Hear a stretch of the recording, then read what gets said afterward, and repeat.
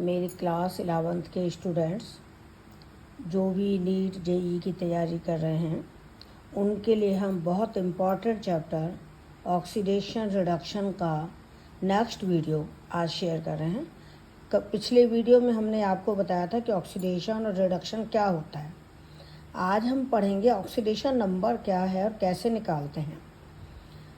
जब कोई element bond बनाता है तो इलेक्ट्रॉन देने के बाद वो कैटायन बनाता है, इलेक्ट्रॉन लेने के बाद वो एनायन बनाता है। तो बॉन्ड बनने के बाद एटम पर जो चार्ज आता है उसको हम उसका ऑक्सीडेशन नंबर कहते हैं। जैसे सोडियम क्लोराइड में सोडियम पर +1 चार्ज आता है और क्लोरीन पर -1, तो ये इसका ऑक्सीडेशन नंबर है। CaCl2 में कैल्शियम ऑक्सीडेशन नंबर +2 और Cl का -1 है। MgO में मैग्नीशियम का ऑक्सीडेशन नंबर +2, O का -2 है। ये तो हुआ आयनिक कंपाउंड बनते समय या आयनिक बॉन्ड बनते समय इलेक्ट्रॉन ट्रांसफ़र होते हैं, उससे चार्ज डेवलप होता है। लेकिन जब कोवलेंट बॉन्ड बनता है, इलेक्ट्रॉन शेयर करते हैं, तो शेयर्ड इलेक्ट्रॉन को मोर इलेक्ट्रोनेगेटिव एटम के साथ काउंट करके हम उसका चार्ज निकालते हैं। जैसे HCl में जो इलेक्ट्रॉन शेयर कर रहे हैं वो Cl की तरफ काउंट होंगे, तो Cl पर -1 चार्ज आएगा। इसको हम कहेंगे कि Cl का ऑक्सीडेशन नंबर -1 है और H का ऑक्सीडेशन नंबर +1 है। वाटर में O का ऑक्सीडेशन नंबर -2 है, क्योंकि दोनों हाइड्रोजन के इलेक्ट्रॉन O की तरफ काउंट होंगे। तो इस तरह से हम कोवलेंट कंपाउंड में शेयर्ड इलेक्ट्रॉन को मोर इलेक्ट्रोनेगेटिव एटम के साथ काउंट करके ऑक्सीडेशन नंबर निकालते हैं। लेकिन अगर पॉली एटॉमिक मॉलिक्यूल हो, पॉली एटॉमिक कंपाउंड हो, जैसे पोटेशियम परमैंगनेट, पोटेशियम डाइक्रोमेट, तो इन केसेस में हम शेयर्ड इलेक्ट्रॉन किसके साथ काउंट करें, ऑक्सीडेशन नंबर निकालना बड़ा मुश्किल है। इसीलिए ऐसे पॉली एटॉमिक मॉलिक्यूल में किसी एटम का ऑक्सीडेशन नंबर निकालने के लिए हमारे पास 10 नियम हैं।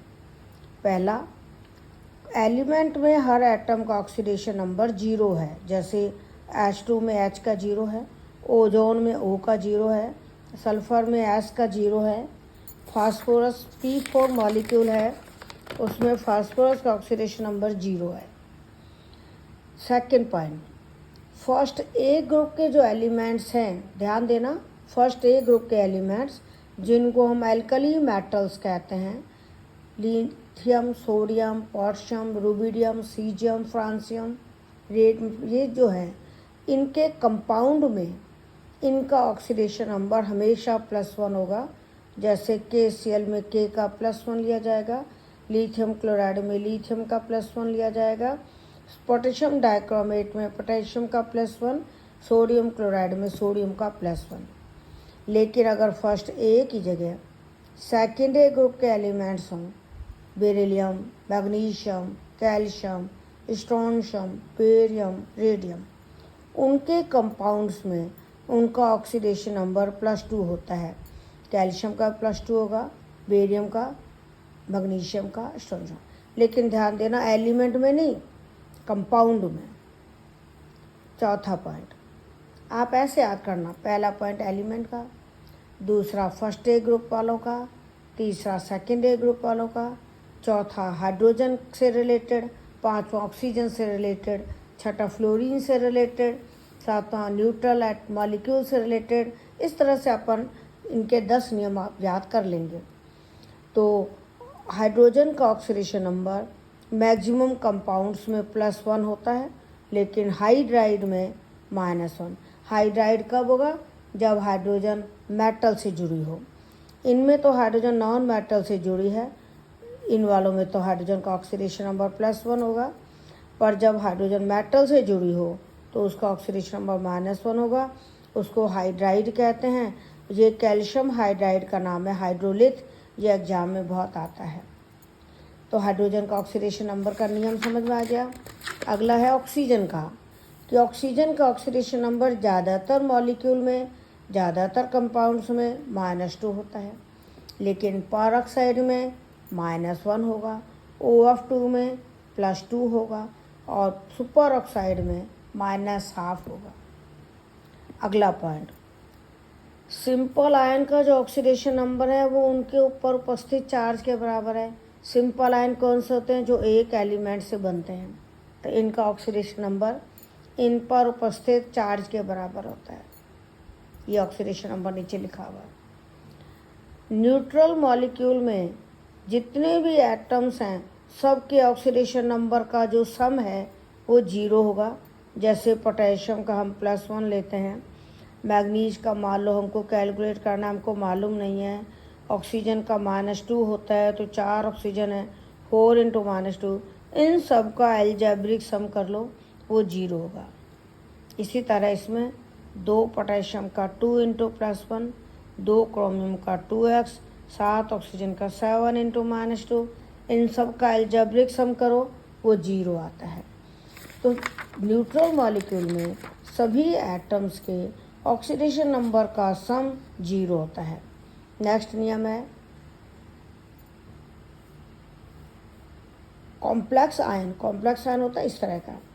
कॉम्प्लेक्स आयन में सभी एलिमेंट्स के ऑक्सीडेशन नंबर का जो सम है वो उसके चार्ज के बराबर होता है। जैसे Fe का x है, 6 Cn है, 1 Cn का -1 होता है, 6 Cn का 6 × -1, ये टोटल इस चार्ज के बराबर होगा। इसी तरह इसमें भी कोबाल्ट का x अमोनिया का 0 है और ये चार्ज के बराबर होगा। तो कॉम्प्लेक्स आयन में अगर सभी एलिमेंट्स के ऑक्सीडेशन नंबर का सम करें तो वो चार्ज के बराबर होगा। रेडिकल या लिगैंड जैसे Cn- है, अमोनिया है, इनमें हम अलग अलग एटम का ऑक्सीडेशन नंबर लिखने की बजाय पूरे ग्रुप का ऑक्सीडेशन नंबर लिखते हैं। जैसे अमोनिया का 0 है, सल्फेट का -2 है, फॉस्फेट का -3 है, NO न्यूट्रल है तो 0 है, CO कार्बन मोनोऑक्साइड 0 है, क्रोमेट इसका -2 है, साइनाइड इसका -1 है, NO2 -1 इसका -1 है। तो रेडिकल अगर वो एक से ज़्यादा एटम से मिलकर बना है तो उसमें हम अलग अलग एलिमेंट का ऑक्सीडेशन नंबर लिखने के बजाय पूरे ग्रुप का ऑक्सीडेशन नंबर लिखते हैं। किसी भी एलिमेंट का ऑक्सीडेशन नंबर n से n-8 के बीच होता है। n क्या है? आखिरी शेल के इलेक्ट्रॉन, जिनको हम वैलेंस इलेक्ट्रॉन कहते हैं। जैसे सल्फर के वैलेंस इलेक्ट्रॉन 6 हैं तो ऑक्सीडेशन नंबर +6 से -2 तक वेरी करेगा। फास्फोरस के वैलेंस इलेक्ट्रॉन 5 हैं, इसका ऑक्सीडेशन नंबर +5 से -3 तक वेरी करेगा। क्लोरीन का वैलेंस इलेक्ट्रॉन 7 है तो ऑक्सीडेशन नंबर +7 से -1 तक वेरी करेगा। किसी भी कंपाउंड में अगर मेटल का ऑक्सीडेशन नंबर लोगे तो हमेशा पॉजिटिव आएगा और नॉन मेटल का ऑक्सीडेशन नंबर हमेशा नेगेटिव आएगा।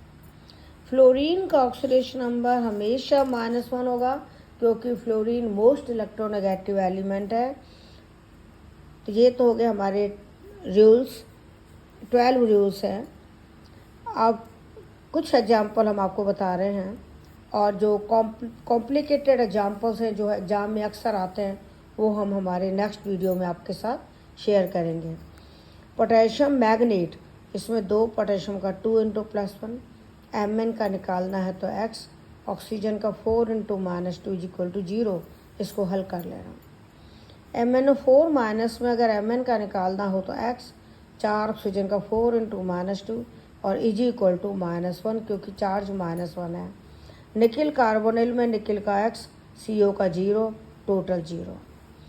इस कॉम्प्लेक्स में क्रोमियम का x, वाटर का 0, Cl का -1 होता है, 3 Cl का 3 × -1, टोटल 0।